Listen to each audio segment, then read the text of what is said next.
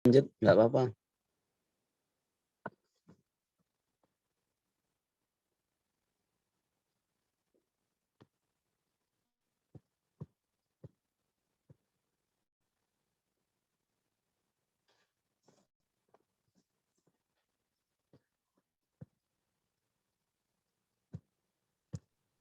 Sebentar, Bapak. Oh ya, ya.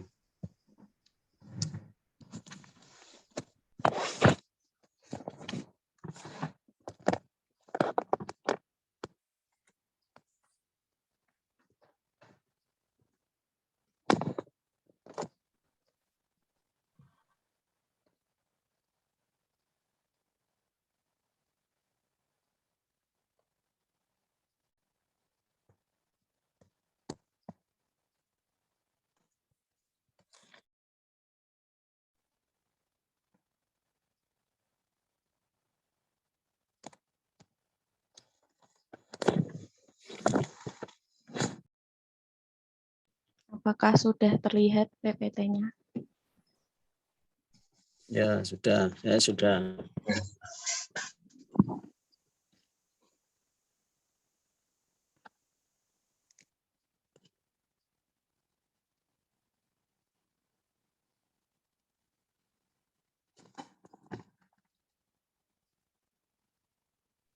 Baik, Assalamualaikum warahmatullahi wabarakatuh.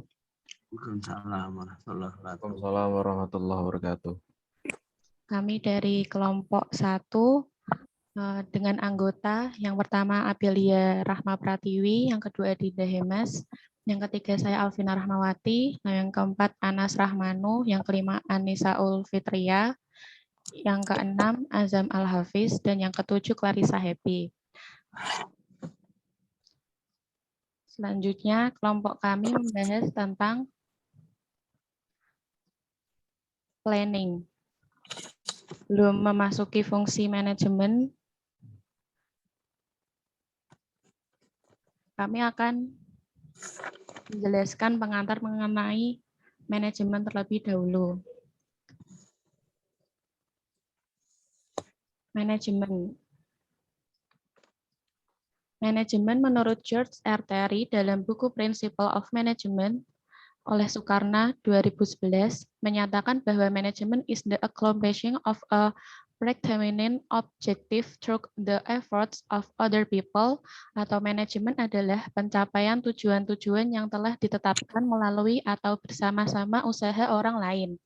Manajemen berorientasi pada proses atau proses orient yang berarti bahwa manajemen membutuhkan sumber daya manusia, pengetahuan, dan keterampilan agar aktivitas menjadi lebih efektif atau dapat menghasilkan tindakan dalam mencapai kesuksesan.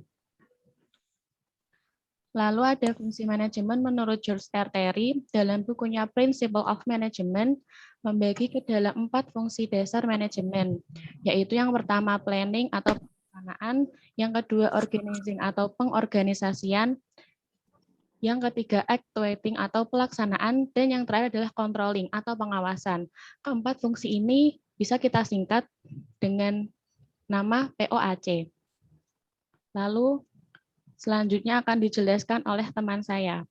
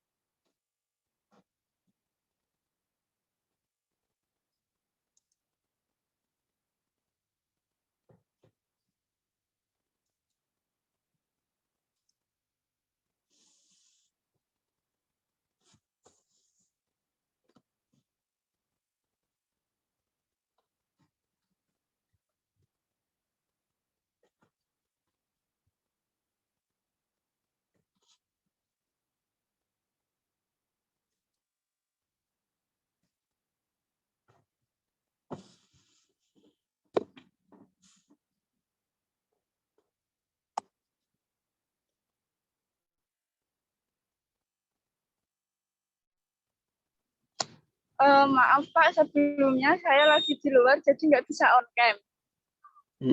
Nah, terus digantikan yang lain. Kalau saya tetap ikut presentasi tapi cuma on mic doang nggak apa-apa Pak? Enggak presentasi ya? Iya, saya ikut presentasi tapi on mic doang, nggak on cam. Oh ya, ya presentasi aja. Tapi Iya, itunya Pak. bisa share screen. Ini udah di share screen. Ya udah, enggak apa-apa. Untuk yang kedua ada definisi perencanaan. Yang pertama menurut George R. Terry, perencanaan adalah pemilihan dan hubungan fakta dan pembuatan serta penggunaan asumsi mengenai masa depan dalam visualisasi dan perumusan kegiatan yang diusulkan dan diyakini perlu untuk mencapai hasil yang diinginkan. Yang kedua, menurut Pickett and Hallon, perencanaan adalah proses menentukan bagaimana mencapai suatu tujuan, begitu tujuan tersebut ditetapkan. Yang ketiga, Stephen R. Robin, sebuah proses yang melibatkan penentuan tujuan organisasi, menetapkan strategi keseluruhan untuk mencapai tujuan tersebut, dan mengembangkan perangkat rencana yang komprehensif untuk mengintegrasikan dan mengordinasikan pekerjaan organisasi. Selanjutnya, yang kedua akan dijelaskan oleh teman saya. Terima kasih. Baik, yang kedua, perencanaan itu merujuk pada suatu kata kunci apa sih? Jadi perencanaan itu terdiri dari aktivitas atau proses yang dilaksanakan, kemudian menuntun guideline framework untuk di masa yang akan datang, lalu dilaksanakan dalam suatu sistem, yaitu sistem organisasi dalam suatu tim untuk mengerjakan tujuan agar dapat tercapai, lalu dari ketiga aktivitas tersebut akan mencapai satu kunci, yaitu pengambilan keputusan atau decision making yang akan merujuk pada kegiatan yang selanjutnya.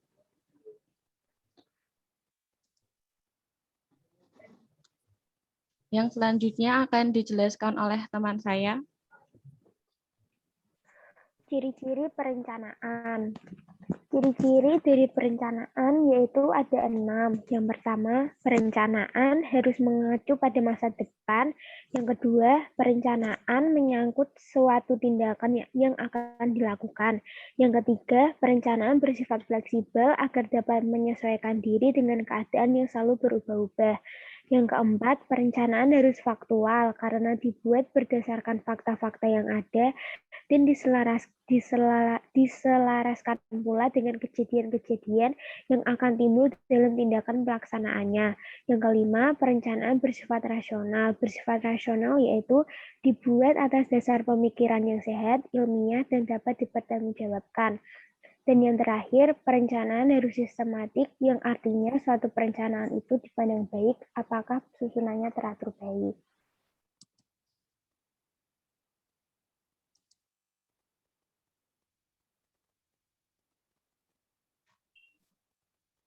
Perencanaan perlu dilakukan untuk mencapai satu, protektif benefitnya, memungkinkan dihasilkannya pengurangan terjadinya kesalahan dalam pembuatan keputusan.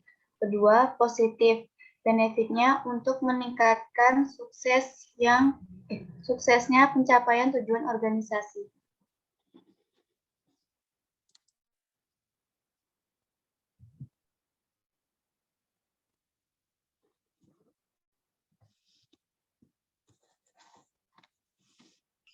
Selanjutnya ada tujuan dan fungsi perencanaan.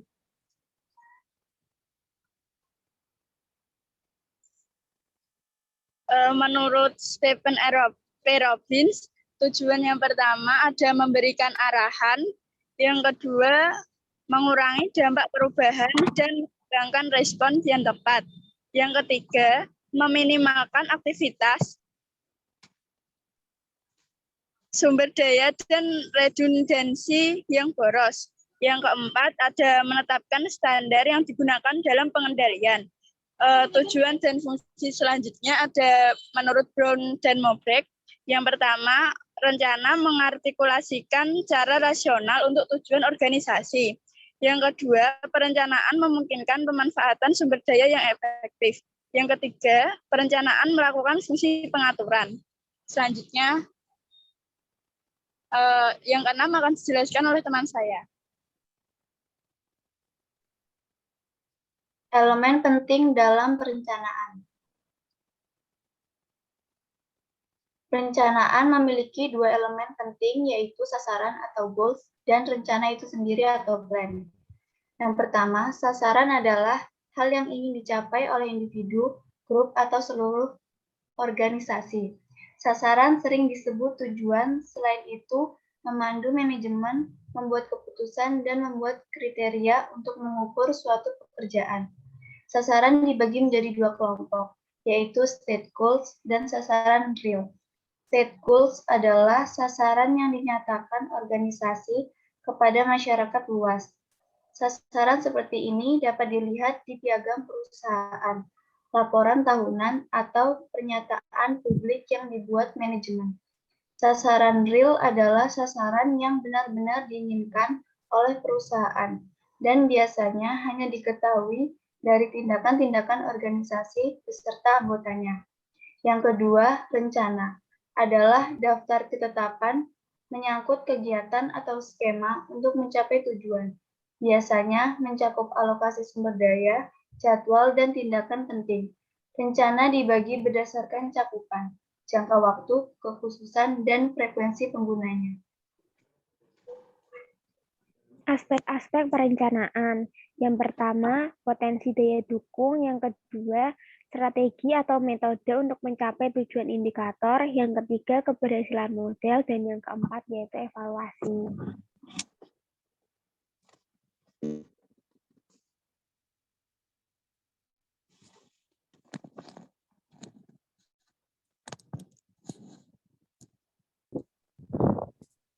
Yang selanjutnya adalah manfaat fungsi planning.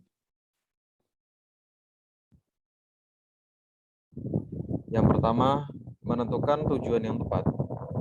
Rencana bukanlah sekedar tindakan untuk mencapai tujuan, melainkan juga menentukan tujuan itu sendiri.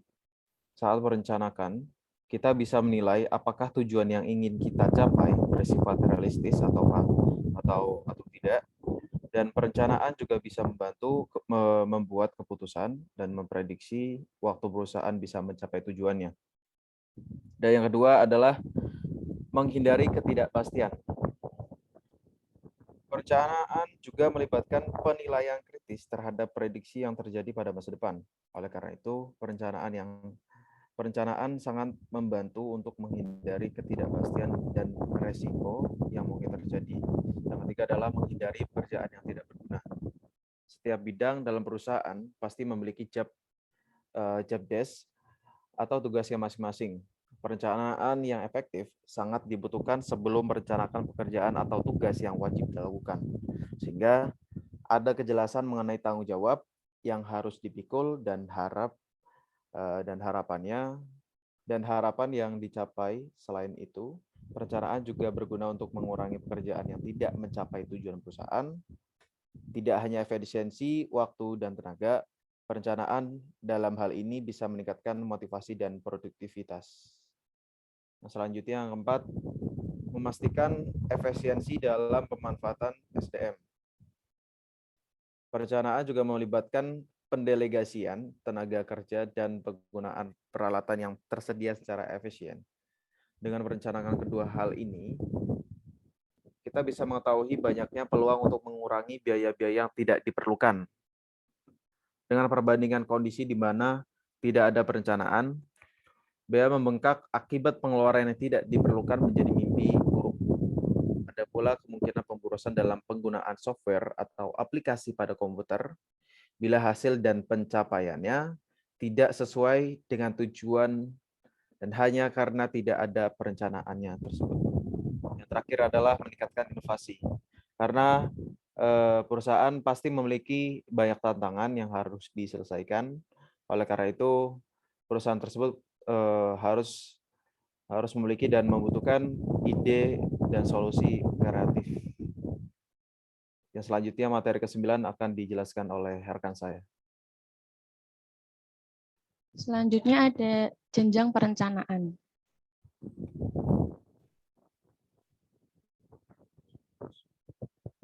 Perencanaan dibagi menjadi 3 jenjang, yaitu sebagai berikut. 1. Perencanaan jenjang atas atau top level. Di jenjang ini, perencanaan lebih bersifat strategis. Perencanaan jenjang atas lebih menekankan pada tujuan jangka panjang dari perusahaan. Perencanaan ini menjadi tanggung jawab manajemen puncak. Contoh tingkat manajemen puncak adalah CEO, atau yang sering pula disebut dengan presiden direksi atau presdir. Lalu yang kedua ada perencanaan jenjang menengah atau middle level. Di jenjang ini, perencanaan lebih bersifat administratif. Perencanaan jenjang menengah menjadi tanggung jawab manajemen tengah atau madya.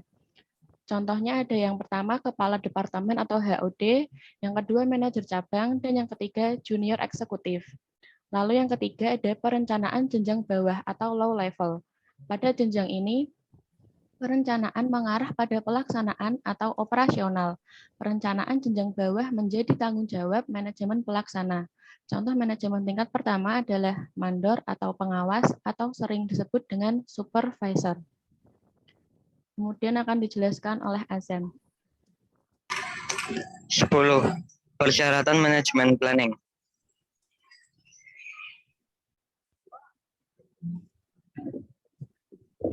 1. Dilandasi partisipasi. Atau baiknya jika dalam membuat suatu rencana dilandasi dengan unsur partisipasi, karena dengan adanya suatu partisipasi dari setiap pihak yang ada di dalam organisasi akan diperoleh berbagai masukan yang sangat bermanfaat dalam pembuatan rencana itu sendiri.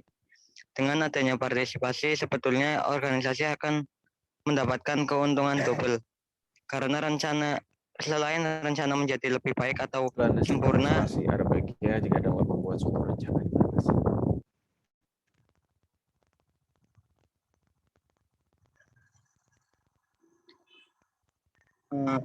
dengan adanya partisipasi, sebetulnya organisasi akan mendapatkan keuntungan double, karena selain rencana menjadi lebih baik atau sempurna, akan menimbulkan adanya suatu gairah bekerja serta semangat kerja dari setiap karyawan. Hal tersebut timbul karena para karyawan merasa diikutsertakan dalam pembuatan rencana atau mereka merasa lebih dihargai. 2. Rencana harus luas atau fleksibel. Sebetulnya rencana yang baik adalah yang sudah mendasarkan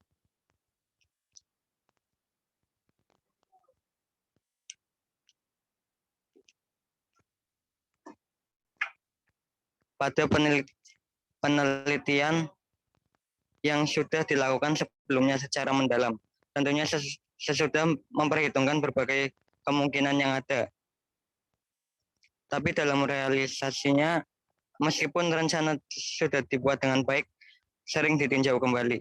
Oleh karena itu, rencana yang dibuat haruslah bersifat fleksibel. Artinya, setiap saat dievaluasi harus dengan perkembangan organisasi atau situasi dan kondisi yang terjadi di saat itu. Tapi hal ini bukan berarti bahwa suatu rencana yang sudah dibuat bisa diubah seenaknya dan sesuka hati.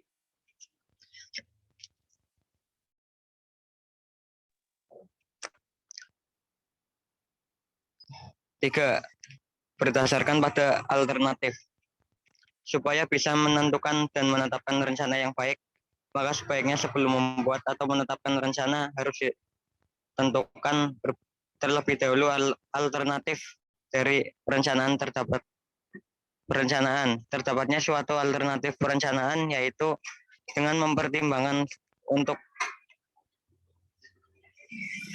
dan juga untung dan juga ruginya dari setiap alternatif, maka bisa kiranya menetapkan suatu alternatif rencana yang terbaik. 4. Harus realistis. Jika rencana yang dibuat tidak realistis, mungkin hanya akan terlihat baik di kertas saja, tapi dalam prakteknya tidaklah baik.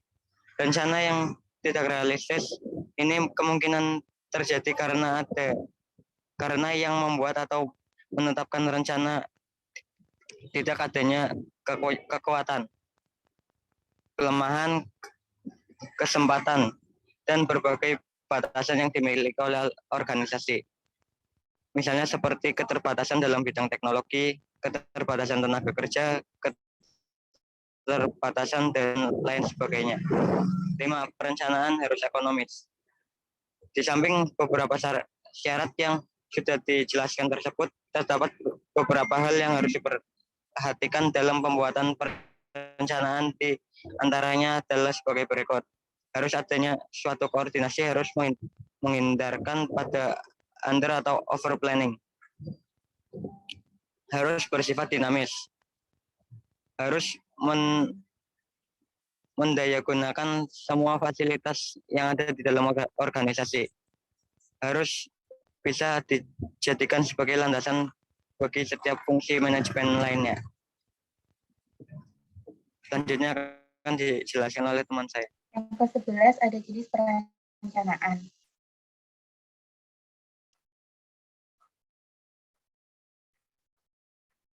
Pertama, perencanaan berdasarkan ruang lingkup. Rencana strategis yaitu perencanaan dalamnya terdapat uraian mengenai kebijakan jangka panjang dan waktu pelaksanaan yang lama. Umumnya, jenis perencanaan seperti ini sangat sulit untuk diubah. Yang kedua, ada perencanaan taktis, yaitu perencanaan yang di dalamnya terdapat uraian tentang kebijakan yang bersifat jangka pendek, mudah disesuaikan aktivitasnya selama tujuannya masih ada. Yang ketiga, rencana terintegrasi, yaitu perencanaan yang di dalamnya terdapat penjelasan secara menyeluruh dan sifatnya terpadu. Yang kedua, ada perencanaan berdasarkan tingkatan. Pertama, rencana induk, yaitu perencanaan yang fokus pada kebijakan organisasi di mana di dalamnya terdapat tujuan jangka panjang dan ruang lingkup luas. Yang kedua, ada rencana operasional, yaitu perencanaan yang fokus kepada pedoman atau petunjuk pelaksanaan program-program organisasi. Yang ketiga, rencana harian, yaitu perencanaan yang di dalamnya terdapat aktivitas harian yang bersifat rutin. Yang ketiga, perencanaan berdasarkan jangka waktu. Ada perencanaan jangka panjang, yaitu perencanaan yang dibuat dan berlaku untuk jangka panjang, jangka waktu 10-25 tahun. Yang kedua, ada rencana jangka menengah, yaitu rencana yang dibuat dan berlaku untuk jangka waktu 5-7 tahun. Yang ketiga, ada rencana jangka pendek, yaitu perencanaan yang dibuat dan hanya berlaku kurang lebih 1 tahun. Yang ke-12 ada tahap perencanaan. Yang pertama ada tahap menentukan tujuan atau serangkaian tujuan. Yang kedua merumuskan keadaan sekarang atau saat ini. Tahap ketiga mengidentifikasikan segala kemudahan dan kehambatan yang terjadi. Di tahap keempat mengembangkan rencana ataupun serangkaian kegiatan untuk mencapai tujuan. Sekian dari presentasi yang dapat kami sampaikan, kurang lebihnya mohon maaf. Jika ada pertanyaan bisa langsung dipertanyakan dan akan kita tampung terlebih dahulu. Terima kasih.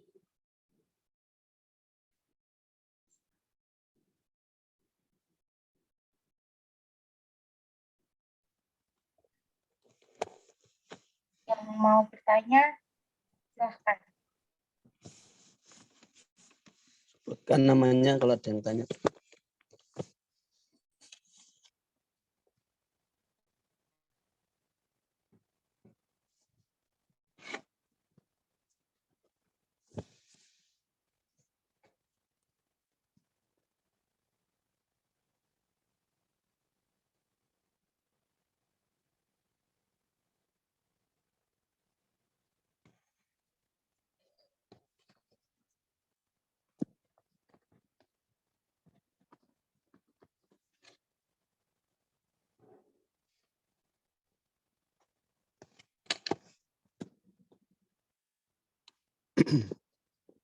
Kalau tidak ada, dilanjut kelompok kedua.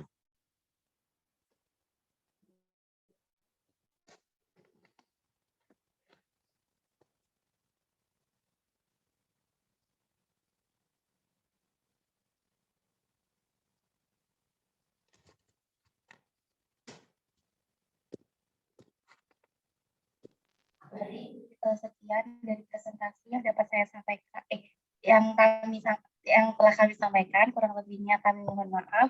Wassalamualaikum warahmatullahi wabarakatuh. Waalaikumsalam warahmatullahi wabarakatuh. Terima kasih kelompok 1. Dilanjutkan kelompok kedua tentang organizing, pengorganisasian. Sudah siap kelompok 2?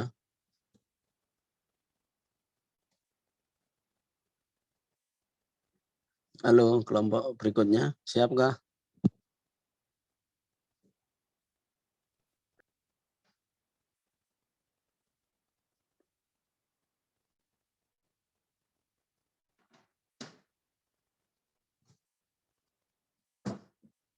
Java kelompok berapa?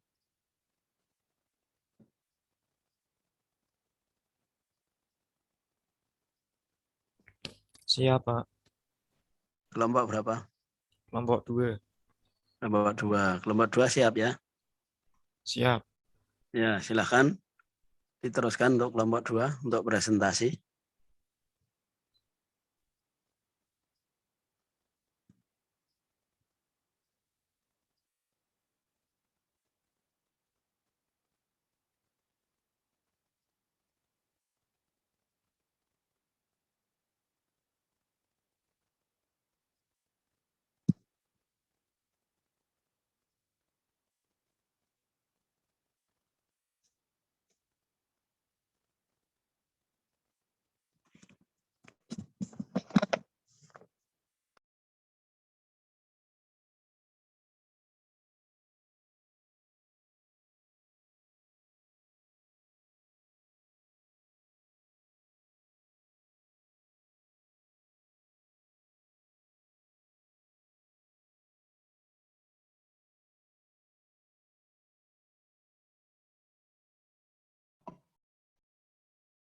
Assalamualaikum warahmatullahi wabarakatuh. Selamat pagi Pak Sugianto dan teman-teman semuanya. Kami dari kelompok 2 akan mempresentasikan hasil diskusi kami untuk mata kuliah pengantar manajemen bisnis yang kami beri judul pengorganisasian. Sebelumnya izinkan saya memperkenalkan diri. Saya Dava Azra Mustika dan rekan-rekan saya yaitu Dimas Mahendra, Divya Cahya, Elsa Maharani, Emi Anggoro, Farida Najwa, dan Fasya Salsabila. Untuk bagian yang pertama akan dijelaskan oleh saya sendiri. Manajemen adalah proses merencanakan, mengorganisasi, mengarahkan, dan mengendalikan kegiatan untuk mencapai tujuan organisasi secara efektif dan efisien dengan menggunakan sumber daya organisasi. Ada pula fungsi-fungsi manajemen yaitu planning, organizing, actuating, dan controlling. Selanjutnya, pengertian dari organisasi akan dijelaskan oleh Dimas Mahendra. Untuk Dimas, dipersilahkan. Pengertian. Istilah organisasi memiliki dua arti umum. Pertama, mengacu pada suatu lembaga atau institusi atau kelompok fungsional. Sebagai contoh, kita mengacu pada perusahaan, badan pemerintah, rumah sakit, atau suatu perkumpulan olahraga. Arti kedua mengacu pada proses pengorganisasian sebagai salah satu dari fungsi manajemen.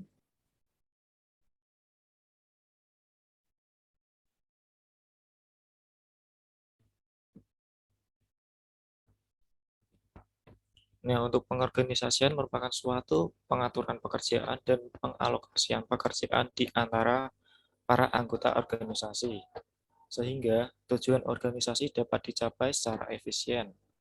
Oleh karena itu, dalam pengorganisasian diperlukan tahapan sebagai berikut. Yang pertama, mengetahui dengan jelas tujuan yang hendak dicapai. Kedua, mengetahui dengan jelas yang kedua, mengklasifikasi aktivitas dalam kesatuan yang praktis. Yang ketiga, memberikan rumusan yang realistis mengenai kewajiban yang hendak diselesaikan. Sarana dari dan prasarana fisik serta lingkungan yang diperlukan untuk setiap aktivitas atau kesatuan aktivitas yang hendak dioperasikan. Yang keempat, mengetahui dengan jelas tujuan yang hendak dicapai. Yang kelima, mendelegasikan otoritas apabila dianggap perlu kepada bawahan yang dituju. Untuk selanjutnya akan dipresentasikan oleh Divya.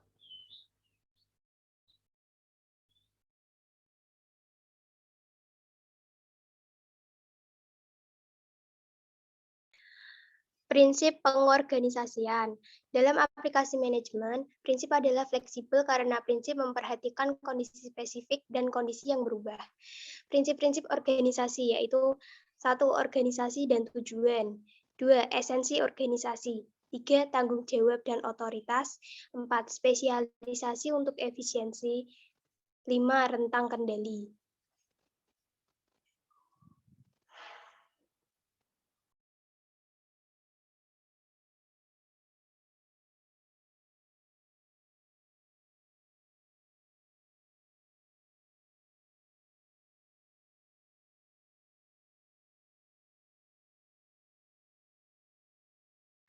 Struktur organisasi. Struktur organisasi dapat didefinisikan sebagai mekanisme-mekanisme formal di mana organisasi dikelola. Struktur organisasi menunjukkan kerangka dan susunan perwujudan pola tetap hubungan di antara fungsi, bagian, maupun orang-orang yang menunjukkan kedudukan, tugas, wewenang, dan tanggung jawab yang berbeda-beda dalam suatu organisasi.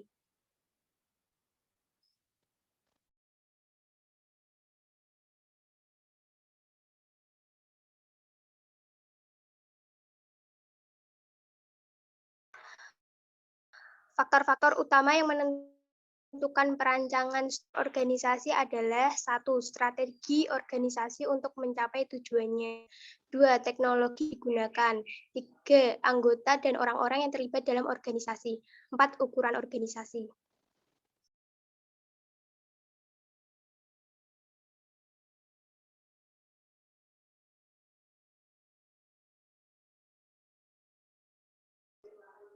Selanjutnya akan dijelaskan oleh rekan saya. Baik, untuk asas-asas organisasi yaitu yang pertama ada pembagian kerja, yang kedua ada asas wewenang dan tanggung jawab, ketiga disiplin, keempat kesatuan perintah, kelima asas kepentingan umum, 6 pemberian janji yang wajar, 7 pemusatan wewenang, 8 rantai berkala, 9 asas keteraturan, 10 asas keadilan, 11 kestabilan masa jabatan, 12 inisiatif, dan yang terakhir asas kesatuan.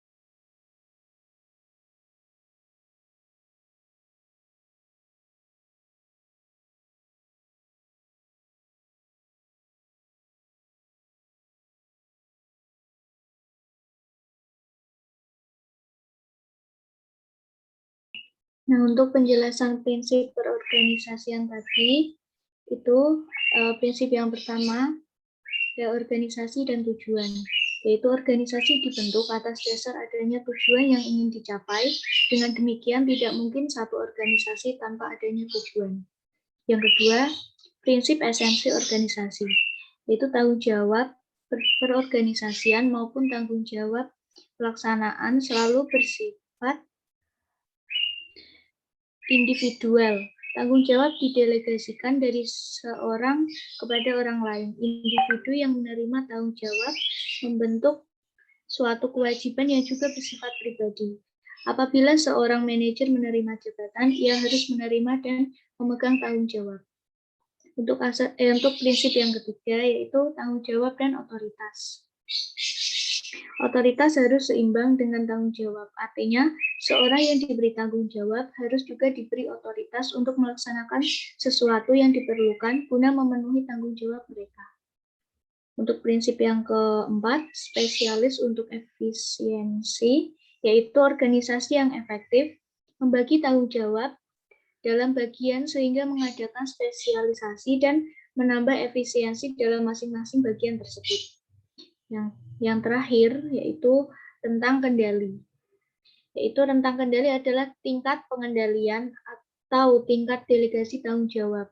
Prinsip ini menganggap bahwa terdapat batas tertentu terhadap jumlah bawahan yang dapat dikelola oleh seorang manajer. Untuk selanjutnya bisa dilanjutkan teman saya.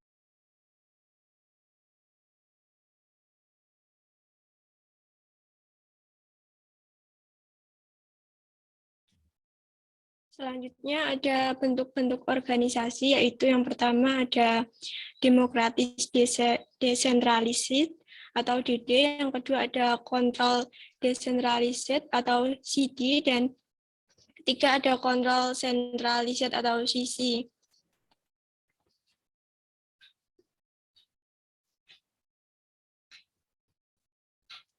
Yang pertama demokratis desentralisir atau DD. Tidak memiliki pemimpin yang permanen, koordinator dipilih untuk menangani suatu tugas yang harus diselesaikan. Koordinator bisa diganti bila ada perubahan dalam pekerjaan atau task. Keputusan yang dibuat harus berdasarkan konsensus kelompok, bukan hanya wewenang satu orang saja.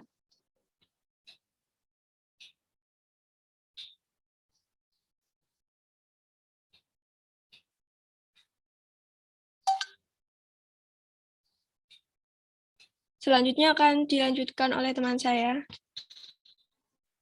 Yang selanjutnya yaitu ada controlled decentralized atau biasa disebut CD. Memiliki satu pemimpin utama yang menangani dan mengkoordinir tugas-tugas yang utama. Terdapat pemimpin sekunder yang dipilih untuk kebijakan mengkoordinir dan menangani sub-sub tugas berdasarkan kebijakan pemimpin utama. Pengambilan keputusan dilakukan secara bersama-sama antar anggota dalam masing-masing subgrup, sedangkan pengambilan keputusan antar grup diputuskan oleh pemimpin utama. Selanjutnya akan dijelaskan oleh teman saya.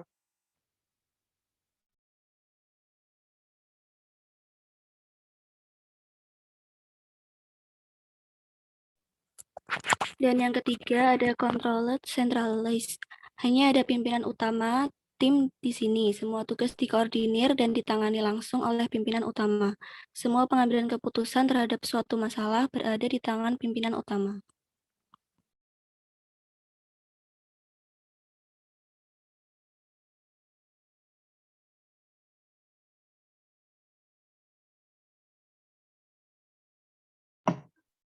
Sekian presentasi dari kelompok kami. Apabila ada pertanyaan dari teman-teman bisa langsung unmute ya.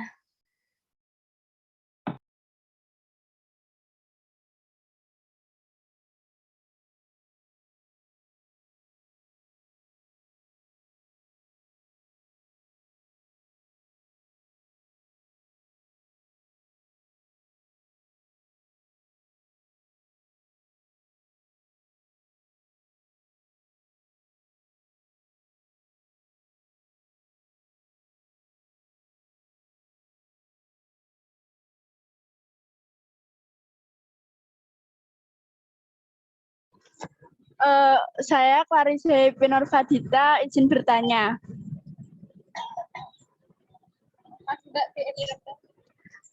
Tadi kan yang terakhir ada bentuk-bentuk organisasi. Nah, itu contoh dari masing-masing bentuk organisasi apa saja ya? Terima kasih.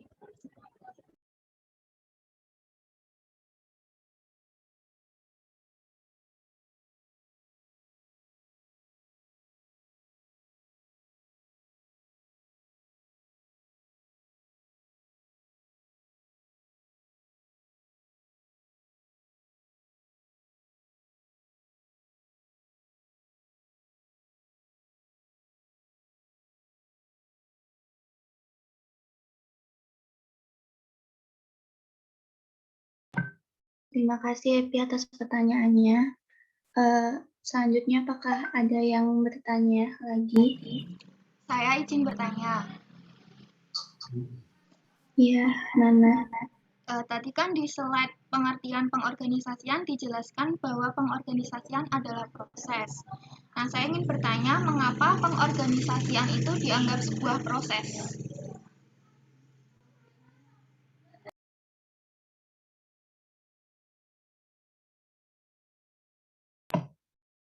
Oke, makasih Nana. Aku tampung dulu ya pertanyaannya. Selanjutnya, apakah ada yang bertanya lagi?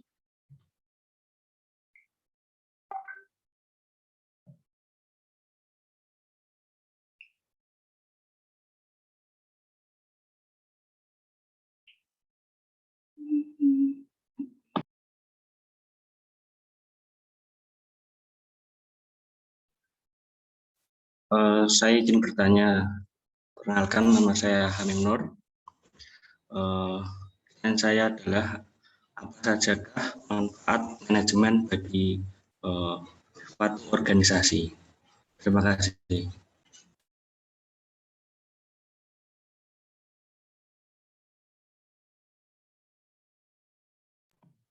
Hamim, boleh diulang lagi pertanyaannya? Maaf sebelumnya.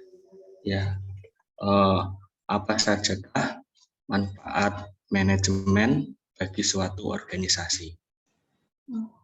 Oke. Makasih Hamim pertanyaannya. Kita minta waktu buat diskusi dulu ya teman-teman semua.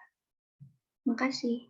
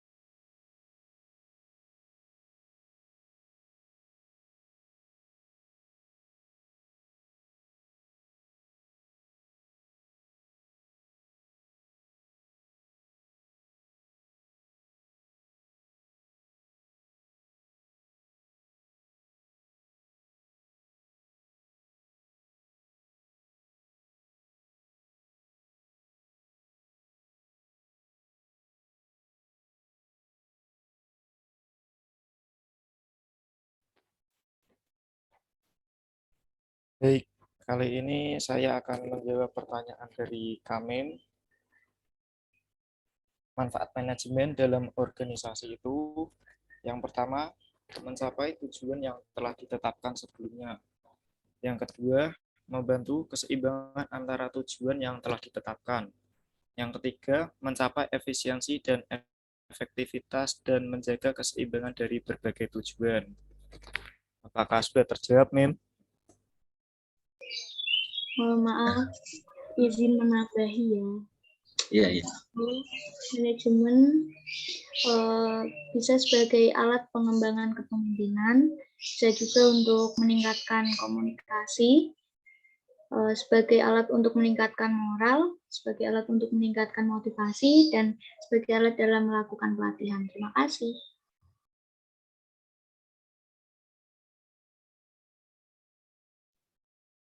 Ya, terima kasih atas jawabannya.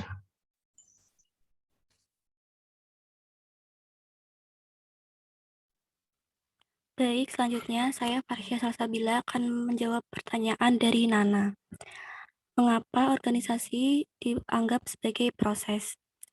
Organisasi dipandang sebagai proses karena mencerminkan kedinamisan aktivitas kerja dalam sebuah organisasi.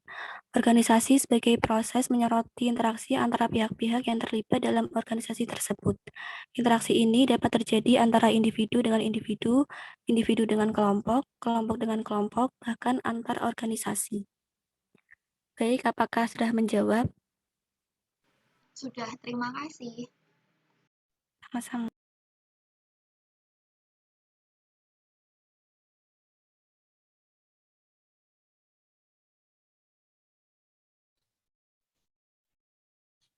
Sebelumnya izin menjawab pertanyaan dari Happy, macam-macam organisasi dan peserta contohnya.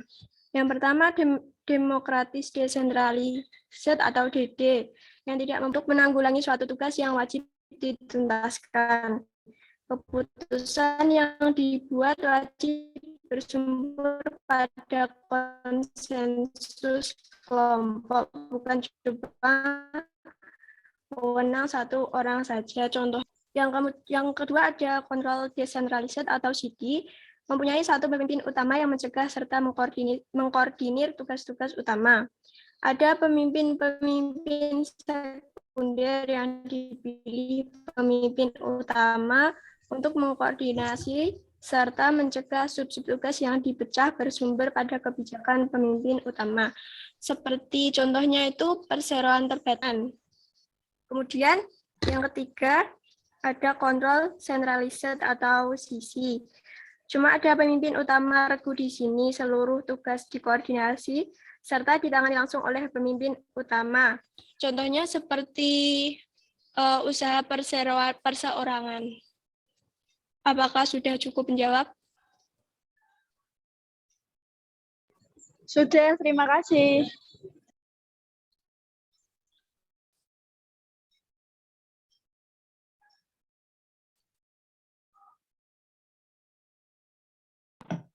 Oh iya teman-teman, mau izin tambahin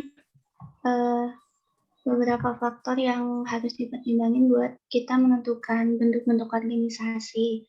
Yang pertama yaitu seberapa sulit masalah organisasi tersebut dipecahkan.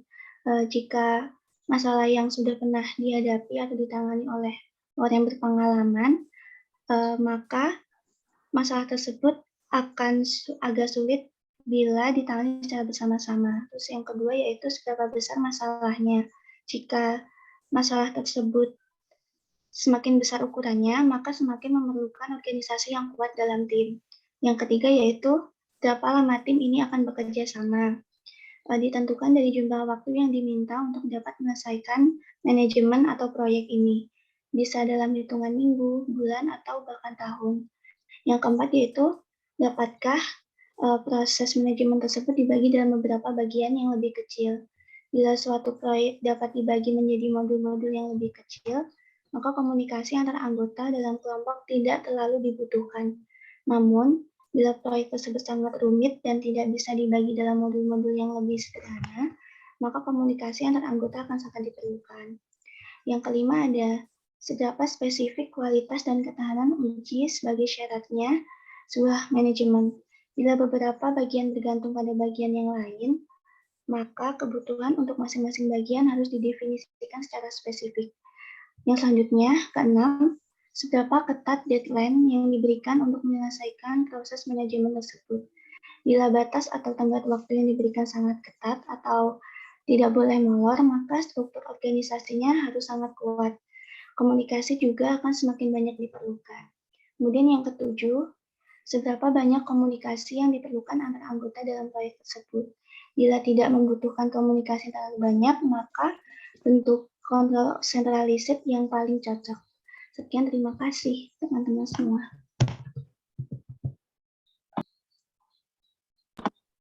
Sebelum menyelesaikan presentasi kami, apakah ada yang mau bertanya lagi?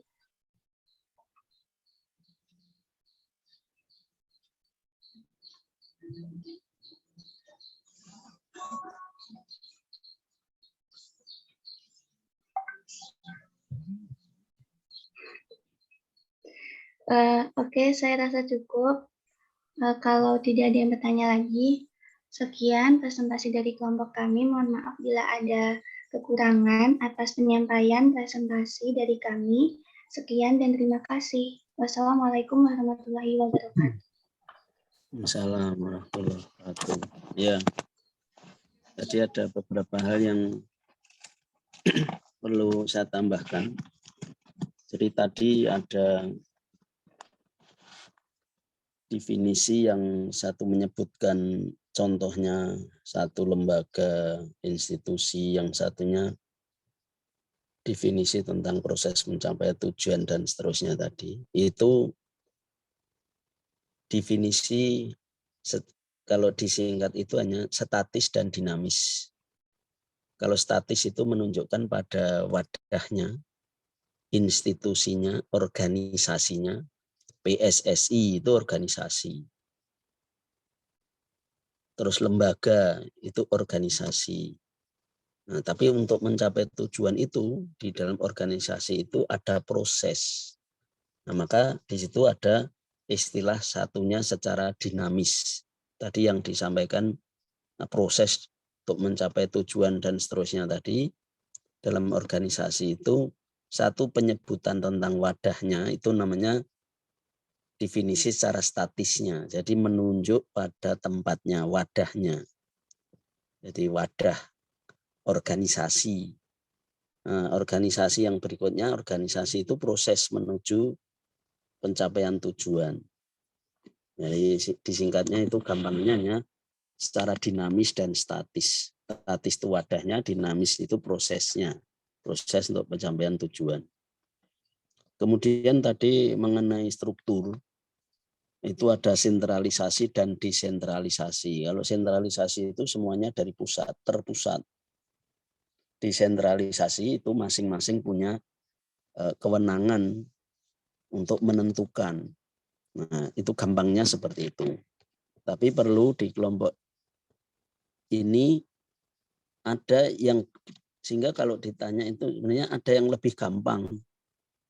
Gampang dan sering mendengar ada organisasi lini atau garis, organisasi lini and staff, kemudian ada organisasi struktur organisasi fungsional. Nah itu coba dicari, nanti akan ada seperti itu sehingga gampang.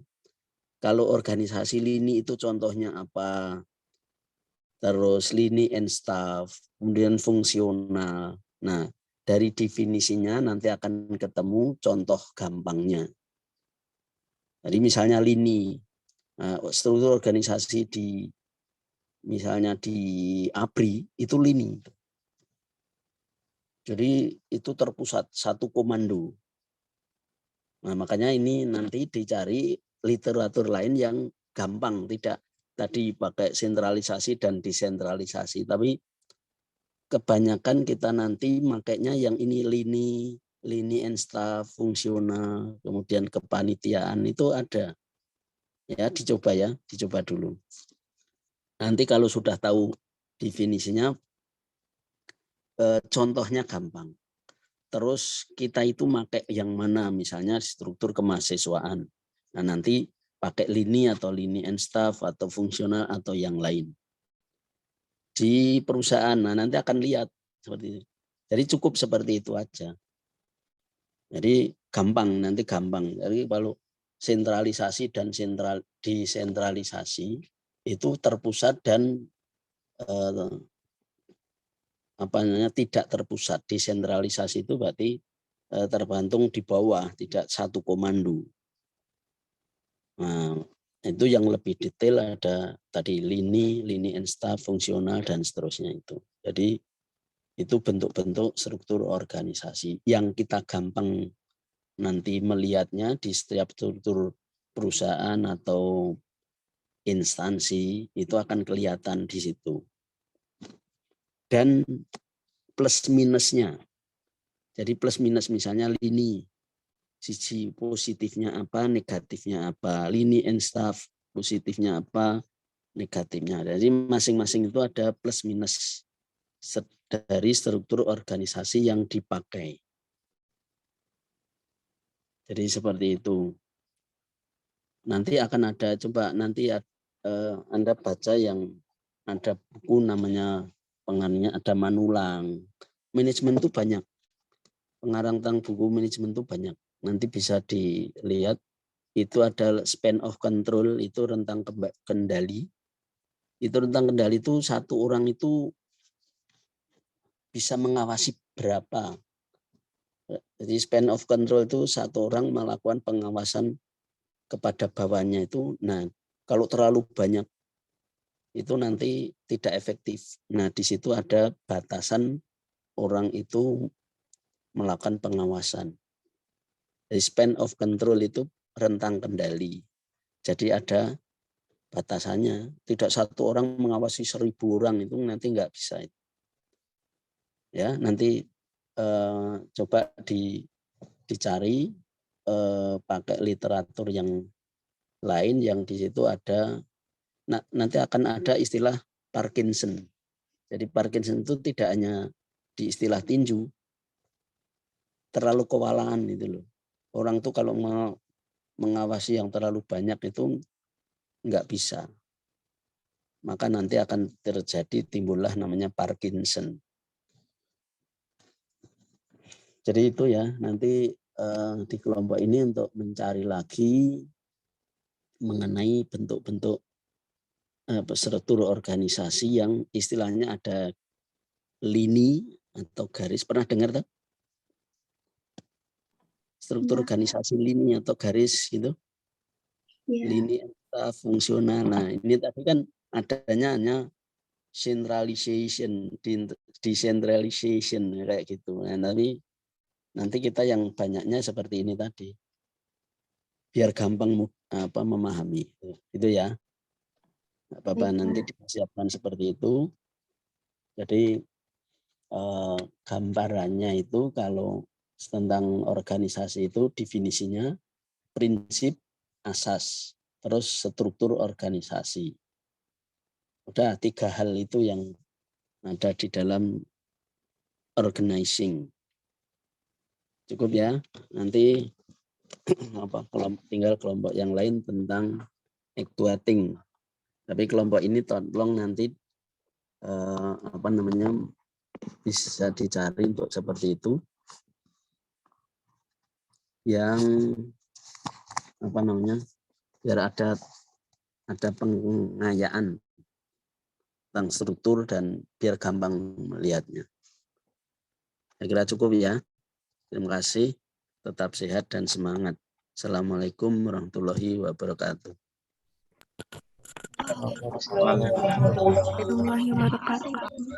Ya, masih ya, saya lagi ya. Waalaikumsalam. Halo, Mim. Halo. Gila, udah gila. Iya.